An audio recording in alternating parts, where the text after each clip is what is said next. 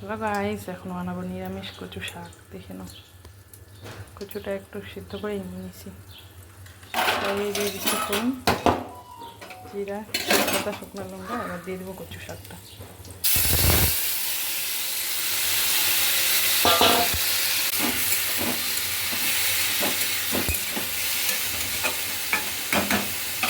কচুর শাকে একটা টমেটো কেটে দিয়ে দেবো।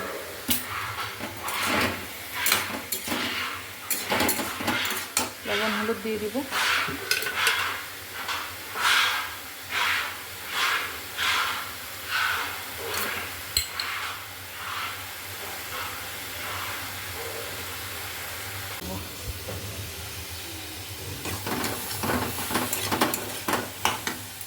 জিরার গুঁড়া দিয়ে দিব।